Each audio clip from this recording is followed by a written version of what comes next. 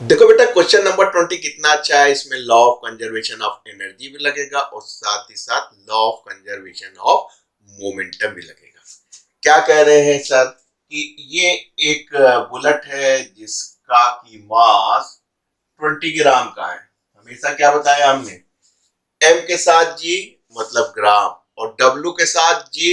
अगर यही चीज ये लिखी होती डब्ल्यू जी, तो इसका मतलब यहाँ पे जी का मतलब क्या होता है बेटा, एक्सीलरेशन ड्यू टू ग्रेविटी। ये क्या बताता है, वेट बताता है।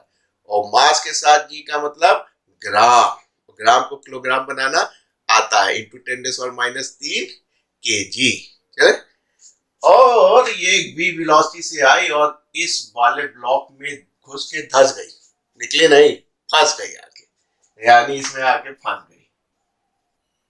इस ब्लॉक का जो वेट था वो 980 जी यानी 980 ग्राम था। अब ये क्या हो गया, 20 ग्राम की गोली और आ गई, तो इसके पर नेट वजन कितना हो गया, 20 प्लस 980 यानी कि 1000 ग्राम का हो गया है। अभी जाहिर सी बात है, अब ये हो गया है तो आपने कहा सर ये कैपिटल मास है तो कैपिटल वी वेलोसिटी से अंदर गया, तो इसने प्रेस किया किसको, स्प्रिंग को।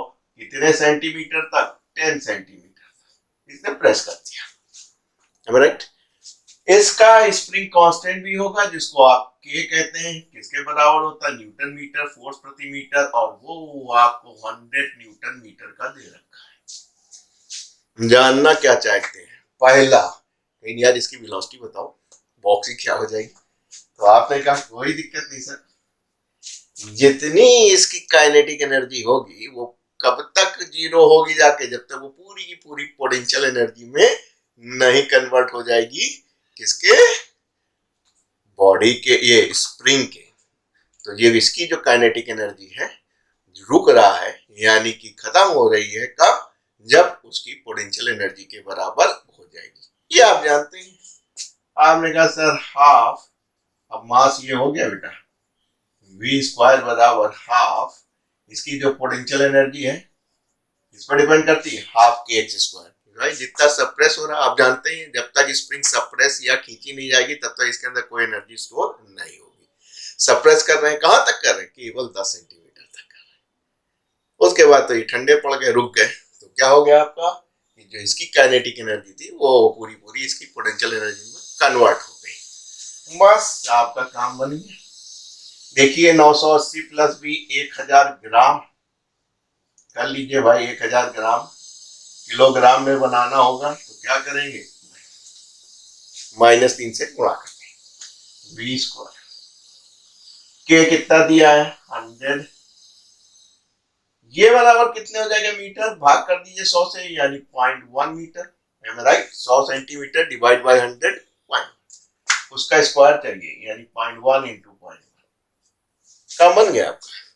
यहां से देखिए ये 3 जीरो थे, ये माइनस वाला था क्योंकि ग्राम बना रहे थे, यहां से ये दो हट गए, तो वी स्क्वायर बराबर 1 के, दिख रहा है बेटा, यानी कि जो velocity of this block after enter of bullet, जब इसके अंदर बुलेट एंटर कर गई है तब किसके बराबर हो गई है, 1 मीटर पर सेकेंड। तो ये तो था law of conservation of energy कि भाई साहब हमारे पास इतनी एनर्जी थी, कहीं वेस्ट नहीं हो रही, तो पूरी की पूरी हमने स्प्रिंग को दे दी। आइए बी वर्ड में कह रहे हैं कि साहब इसकी बताइए बुलेट की क्या वेलोसिटी थी। यहां पे बेटा एक बात मैं समझाना सिखाना चाहता हूं कि मोमेंटम एक सिस्टम से दूसरे सिस्टम में ट्रांसफर होता है और एनर्जी एक ही सिस्टम की होती है, वो एक फॉर्म से दूसरे फॉर्म में होती है। यह पूरा एक सिस्टम था, तो इसकी जो काइनेटिक एनर्जी थी वो किस में कन्वर्ट हो गई, इसी सिस्टम की पोटेंशियल एनर्जी में। लेकिन याद रखना बेटा, जो मोमेंटम होता है वो एक सिस्टम का दूसरे सिस्टम में ट्रांसफर होता है। फॉर एग्जाम्पल यहाँ का एक गोली एक सिस्टम हुई, तो गोली का मोमेंटम क्या हुआ, मास इनटू वेलोसिटी, वो किस में जाएगा, वो बॉक्स वाले सिस्टम में ट्रांसफर हो जाएगा। तो ये लड़ने से पहले स्थिति ये थी, ये स्थिर था। अब क्या हुआ कि साहब आफ्टर कोलिजन ये गोली इसमें एंटर कर गई और इस वेलोसिटी से चलने लगी। तो law of conservation of linear momentum में ध्यान रखना कि आपको दो सिस्टम मिलेंगे, एक सिस्टम से दूसरे सिस्टम में ट्रांसफर होगा, एनर्जी का एक ही सिस्टम मिलेगा, एक फॉर्म से दूसरे फॉर्म में ट्रांसफर होगी। काम बन गया। आपने कहा हम भी ग्राम है, चेंज नहीं करा हमने वेलोसिटी। आपने कहा हम भी ग्राम है, ये और ये यानी 1000 ग्राम हो गए, तो वो कट भी जाता इनटू वेलोसिटी। वेलोसिटी अभी अभी आपने निकाली, काम बन गया बेटा। इसको काट लीजिए, v बराबर 100/2 इज इक्वल टू 50 मीटर पर सेकेंड। ग्राम ग्राम कैंसिल हो गया था।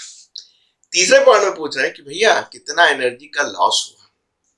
तो आपने कहा कि हमारे पास दो एनर्जी हमको दिख रही है, कौन कौन सी? कहीं जब ये चले थे हाफ एम बी स्क्वायर से, और कहने के बाद कि उसके बाद इस सिस्टम की एनर्जी थी, यानी इतना इससे निकाल ले या इसकी इसमें ट्रांसफर हुई थी, हाफ के एक्स स्क्वायर निकाल ले, बोथ आर द सेम थी।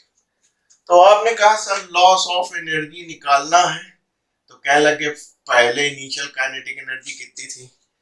ये तो स्थिर थे, इनके पास कुछ नहीं था, ना ये दबे हुए थे, तो इनके पास भी कुछ नहीं था, तो कहने लगे सिस्टम के पास केवल हाफ एम बी स्क्वायर था।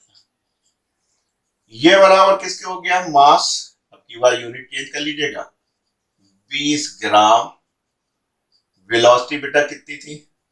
50 इंटू 50, राइट। काम बन गया। 1 2 3 से इसको उड़ा लीजिए, इसको खत्म कर लीजिए। 5 इंटू 5 25 इनिशियली इतनी थी, फाइनली कितनी रही? फाइनली आप दो जगह से निकाल सकते हैं। कहां से निकाल सकते हैं? या तो इसकी निकाल लीजिए, या ये भी डेटा मालूम है, इसकी निकालिए, क्योंकि ये वाली एनर्जी पूरी पूरी कहाँ कन्वर्ट हुई थी? इसमें हुई थी, क्योंकि कहीं बीच में लॉस बताया नहीं गया था। तो हमने कहा फाइनल एनर्जी आप कोशिश कीजिएगा, आप इससे निकालिएगा। मैं आपको इससे निकाल के दिखाता हूँ। क्या लगे साहब, ये 10 मीटर तक 10 सेंटीमीटर तक दबा था, स्प्रिंग कांस्टेंट इतना था, तो एनर्जी इसके पास इतनी हो गई, यानी 1/2 100 और x बराबर 0.1 इंटू 0.1। इस पॉइंट से ये कैंसिल हो गया, यानी फाइनल हो गई 1/2 अर्थात 0.5 जूल। लॉस हुआ है आपने पहले कह दिया, नहीं तो चेंज इन एनर्जी आप बताते फाइनल माइनस इनिशियल, तो आपने कहा हमने कह दिया कि भैया पहले घाटा हो गया। लॉस इन एनर्जी या काइनेटिक एनर्जी, कोई दिक्कत नहीं, बराबर इनिशियल माइनस फाइनल। इनिशियल आपके पास 25 जूल थी, फाइनली आपके पास 0.5 जूल आई, तो घबराइएगा नहीं कि सर काइनेटिक एनर्जी आपको यहां से करनी थी। अरे आप कीजिएगा, वो भी उतनी ही आएगी 0.5 जूल की, बस घटा दीजिए 24.5 जूल। तो इतना एनर्जी का लॉस हुआ। तो दोस्तों देखो, दो बातें सीखी। Law of conservation of energy, ध्यान रखना एक सिस्टम होता है, एक फॉर्म से दूसरे फॉर्म में जाती है। दूसरा law of conservation of momentum सीखा, जो कि एक सिस्टम से दूसरे सिस्टम को ट्रांसफर होता है।